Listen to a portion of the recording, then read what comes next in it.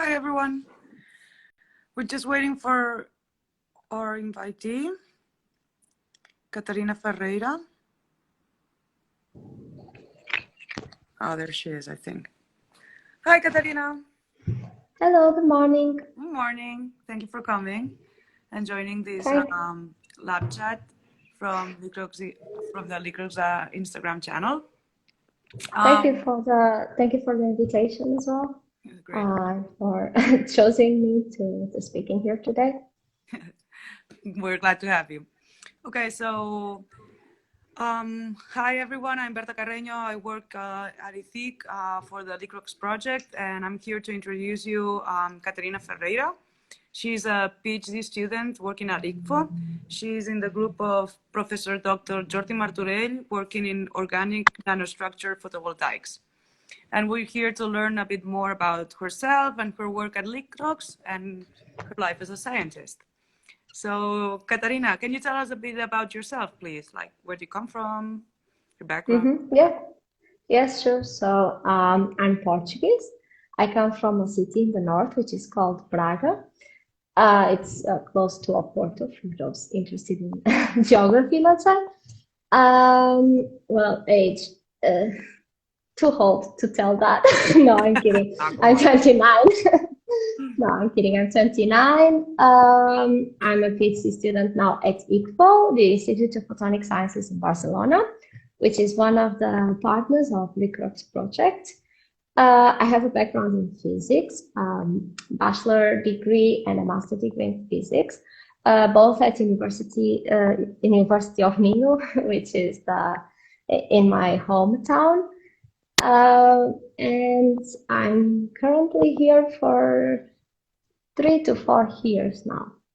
So I'm a senior PhD student, let's say. Nice. So you're about to finish your thesis already? In about 1 year. 1 year, okay. So still good, no? Yes, so still plenty of time to not think about the manuscript for the moment, at least. Yeah. Okay, so can you tell us a bit about why did you decide to become a scientist? I think I always liked science in general, well, science and technology, let's say. I think I never had many questions regarding that I wanted generally to follow science, let's say. Physics in particular, in the end, it was like that part I don't know how to explain so much, but I remember that at the time that I tried to apply for university, I had chose a lot of degrees which were related to science. I chose physics, I chose math, I chose chemistry. So I really had it in my mind that it was something that I liked. I like math a lot. And I think actually that I ended up choosing physics because it was a kind of a way to apply a little bit more like the math concepts that at the time I was excited about. Okay. And I think that's a natural thing. Yeah, and do you have any specific goal as a scientist, something that you want to accomplish? I tend to not think too much about it because when you start to create to settle very high objectives, I think you tend to get more easily frustrated if you don't accomplish them, or you tend to be very let's say blind in a way that you just want to reach that objective, but you don't look around to see any other possibilities. So I try to not do that too much. Maybe I can create short-term objectives. For instance, I want to finish my PhD, or I want to do research abroad, or I want to go to a conference, but tiny objectives, let's say. Nothing very big. I don't like to dream big, let's say. Well, if you have like little stepping stones that you can start chasing after. Exactly, and of course trying to be the best that I can every day. That's always an objective. But, Yeah. it's everything like very short term, let's say. Good. That's good. Okay, and can you tell us a bit about your work at Licrox? What does it entail? What do you do? Okay, so my work as Licrox is mostly theoretical. I'm the one responsible for making the optical simulations of the full tandem device, and I'm responsible for optimizing the different structures, number of layers, materials, and everything from a theoretical point of view. Yes, we are in charge of work package 4, which is basically the one which is related to optimize the materials, the geometries, and to assemble everything together. So I'm more in this theoretical part, but I also do some experimental work because I'm the one as well who fabricates the one-dimensional multi-layers that, well, we are now proving, we are starting to prove in our ALF device, let's say. And yes, I'm also the one that does this part of the experience. Okay, so you're combining, the more conceptual or abstract, way of thinking with also Yeah. more experimental or applied approach, no? Yes, I'm in the end, like I have to do the bridge between the theory and the experiment. But I also try to be present or the most present possible when we are, of course, carrying out the experimental work. Part of it, for instance, the organic solar cells are also fabricated here. So we need to combine our works together, and then I need once again to check how everything is going and see if it is in accordance with what I simulated. Let's say if I don't have any mistake in my calculations. And well, fortunately, so far so good. Good. Fingers crossed, so that it keeps that way. Exactly. Okay. Okay. So, can you say what kind of impact do you think a project like Licrox might have in the real world, or do you hope that it will have?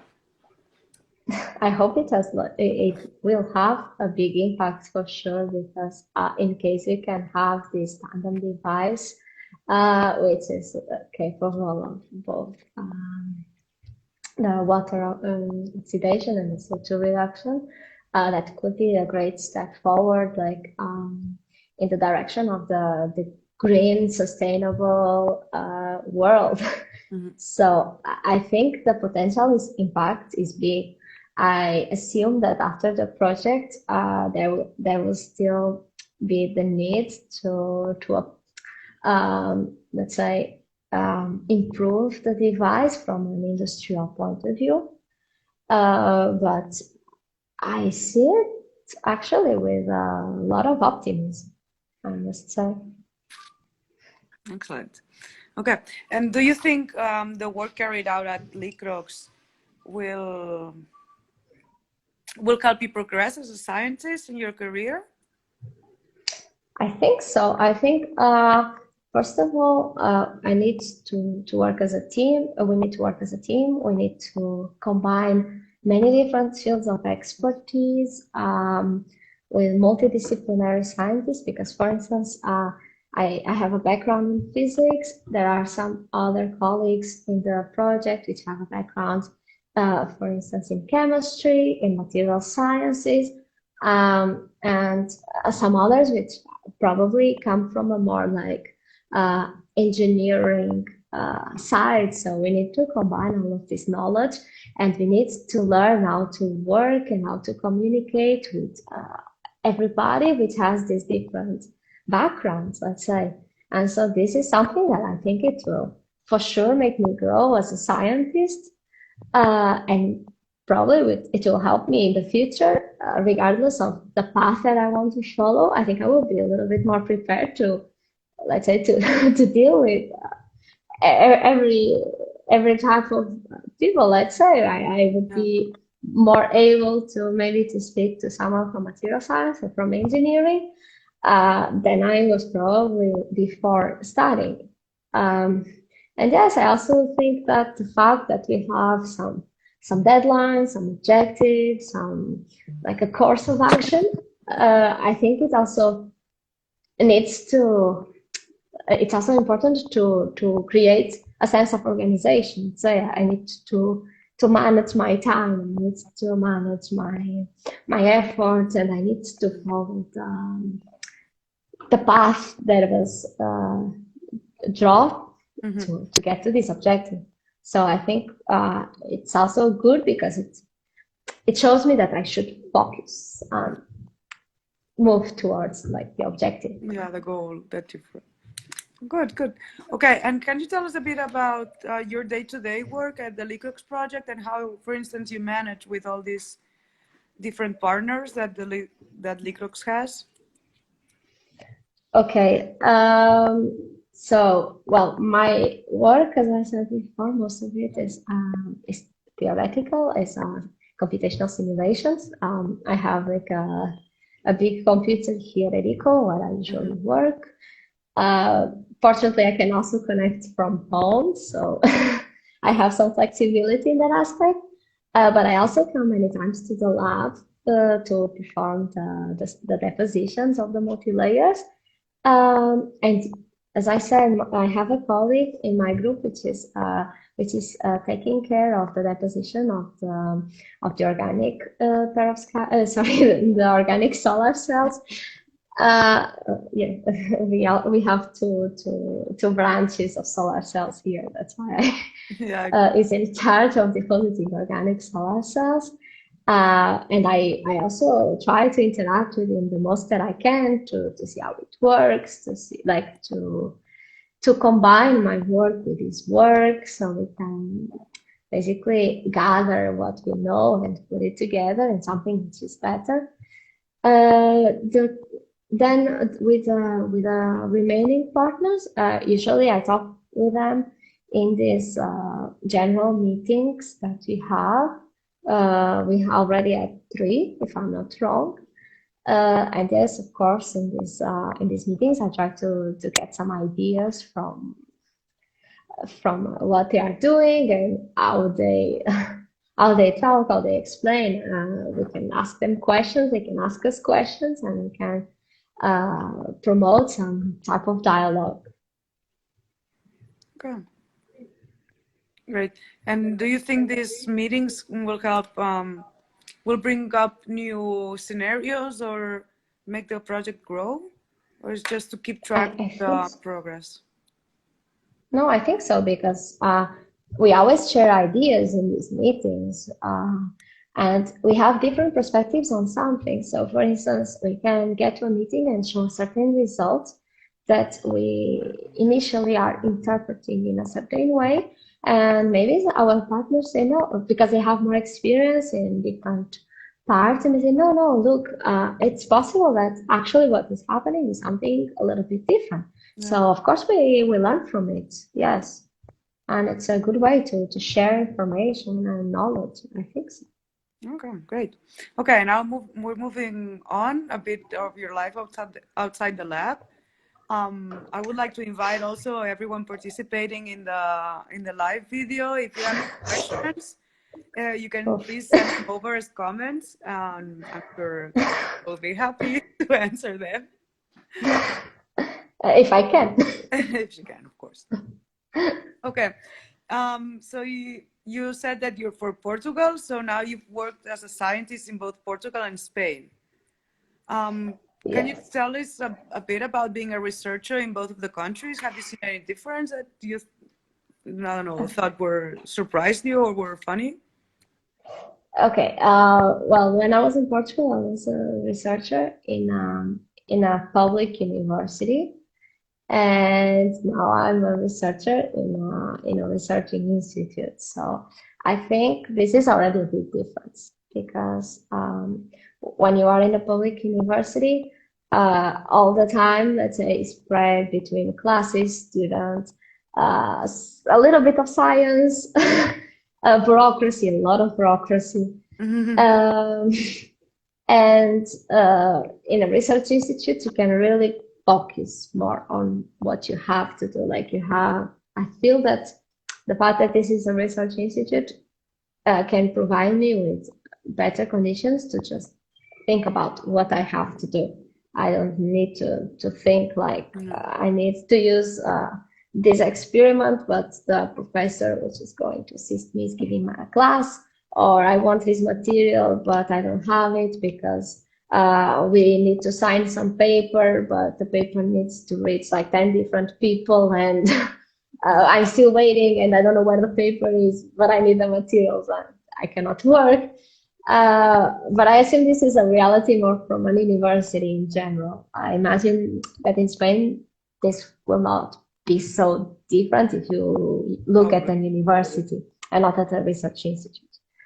Yeah. Now, one thing that I think it's different from Portugal to Spain. It's that in Portugal, well, now they are trying to improve a little bit the situation and trying to make some new rules at the governmental level.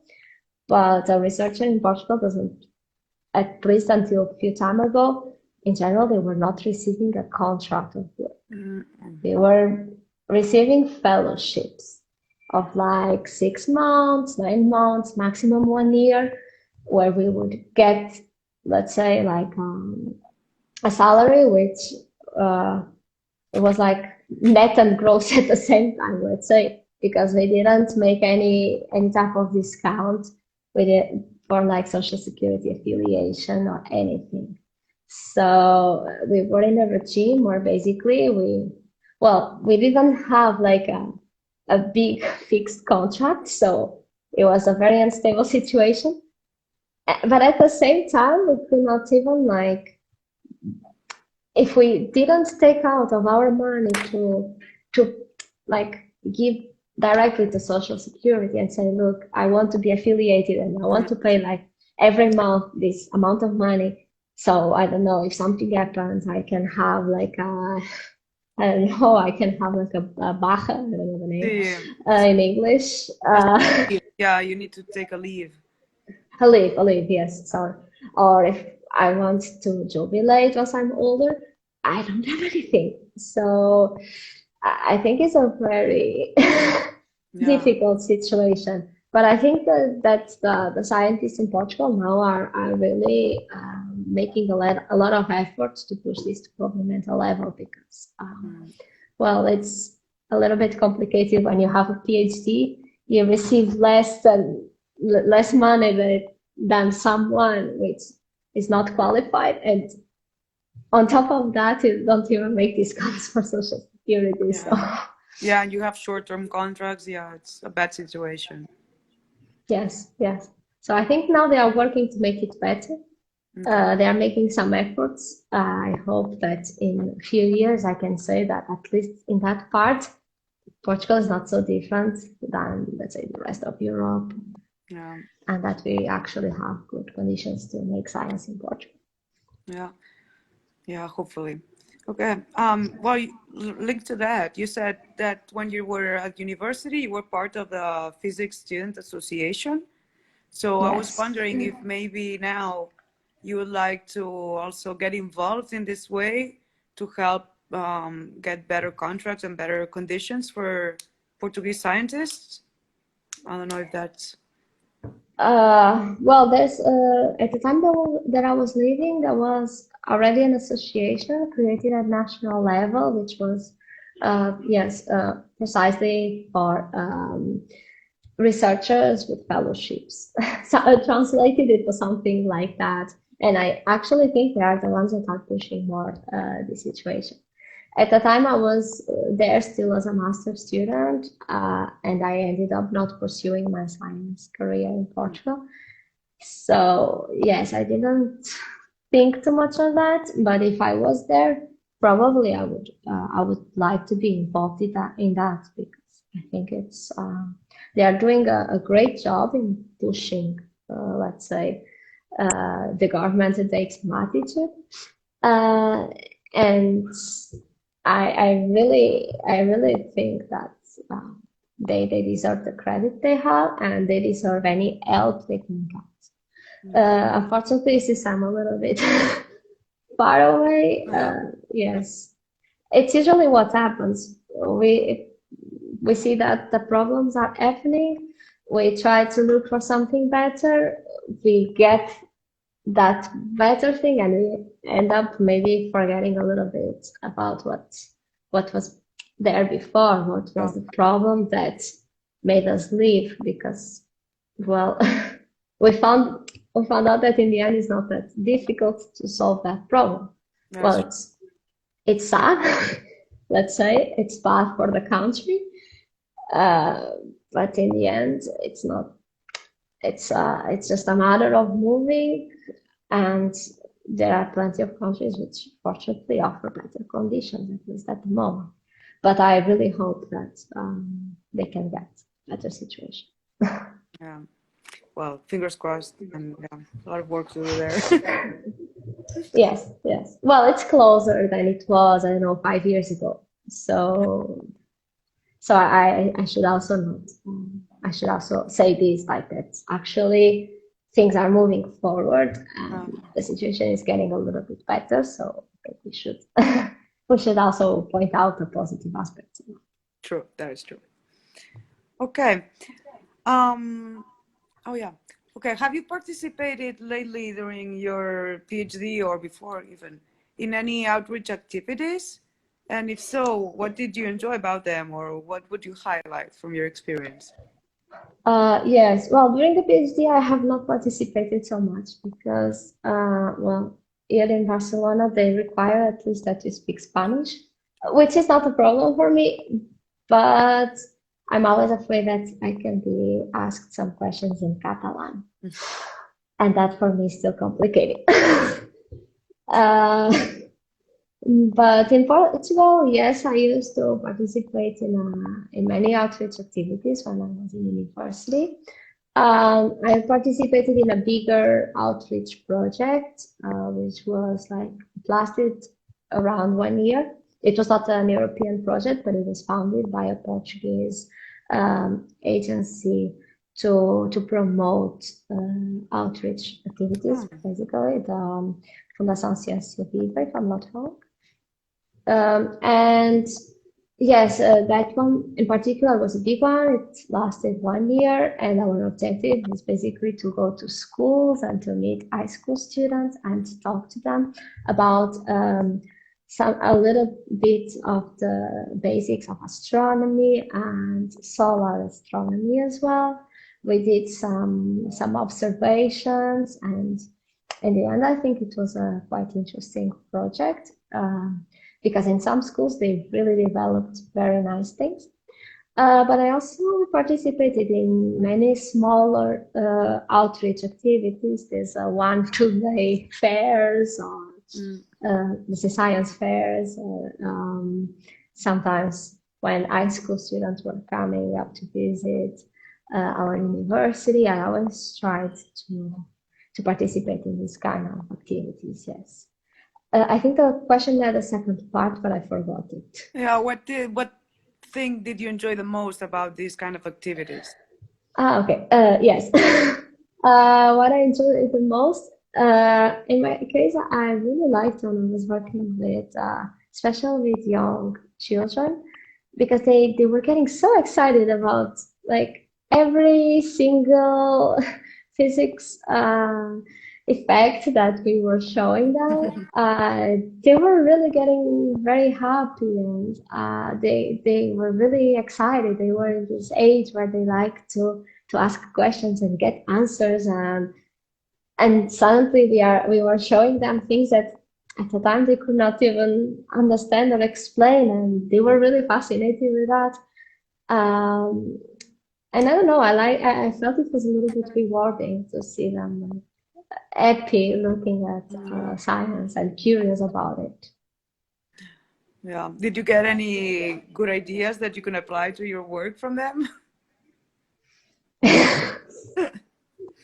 I never thought about it, honestly. I don't know. I mean, Not just Well, but one thing is true. I think it's important, and maybe this comes a little bit related to my previous topic of, for instance, the working conditions in Portugal. If we start to reach more the general public and to explain them what is science, why is science good, what we do, like what's our job, why, because we are basically paid with public money, so they need to, it's their right to know what we do and why they pay us to work. Because many times it looks like something abstract. She's a researcher, she's a scientist, but that's actually not sometimes not true. Sometimes we make things that they use in their daily lives and that are very important, and there are like for instance, in all technology components that they use, and they have no idea about it.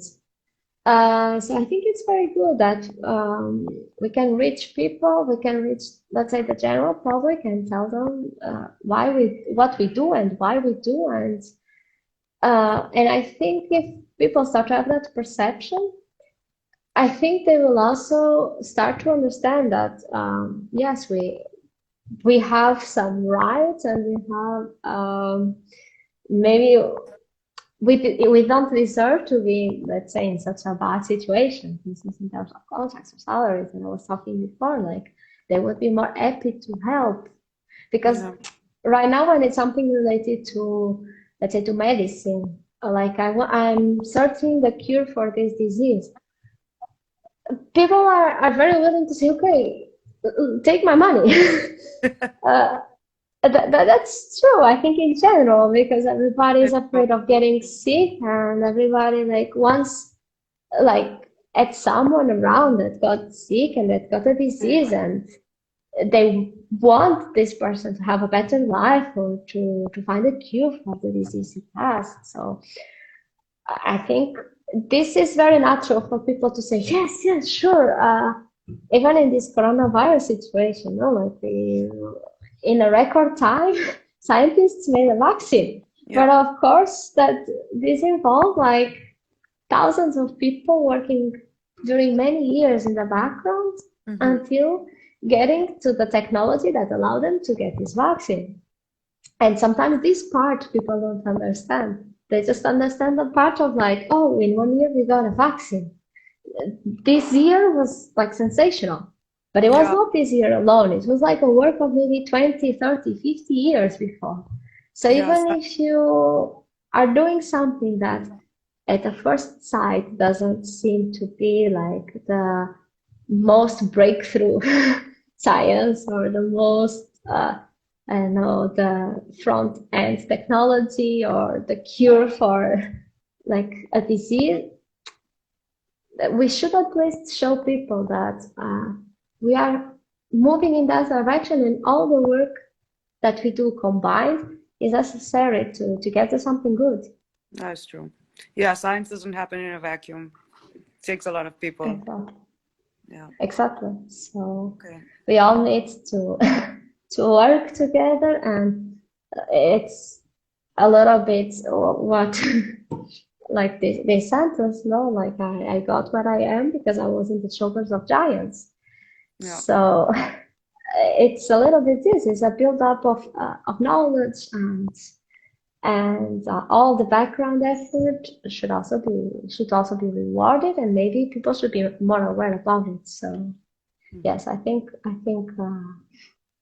I already Yeah. deviated a lot from the question. Oh, it was good. It was good.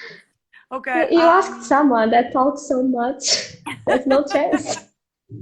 That was great. Okay, but yeah, unfortunately, we're running out of time, Catarina. Oops. Okay, So okay. we Let's have move to faster. finish. So we're gonna leave it here. It was a pleasure talking to you. Thank you very much for telling our audience about the Licrox project and your insight into your work. And hope maybe we can have you here another day for a bit more of chatting. If you're up for that. To finish the shot. No, yes, I'm sorry if I sometimes took a little bit longer Ah, it was great. than I should. Yes, but thank you very much for the invitation, Dan. It has been a pleasure to work on Licrox. I think we really are doing a great job in there, and I'm really optimistic, as I said before. And yes, thank you very much in particular for calling me in today and A pleasure. for sharing a little bit more of what we do and who we are and what our hopes, expectations, and sometimes I don't know, maybe fears are. So yes, thank you very much. I think it's a great initiative, and I hope that we continue to have like very good interviews and people keep tuned and interested in knowing more about the project. Yeah, fingers crossed for that too. I think Okay. I already crossed my fingers many Yeah, times we did a today. couple of times. We're not artists here, so yeah, it's how it goes. Exactly. Hey, Well, excellent. thank you very much for Thank the you. invitation, and I hope to see you again in next chance. Likewise. Okay. Take care. Thank you. Bye. Bye bye. Thanks.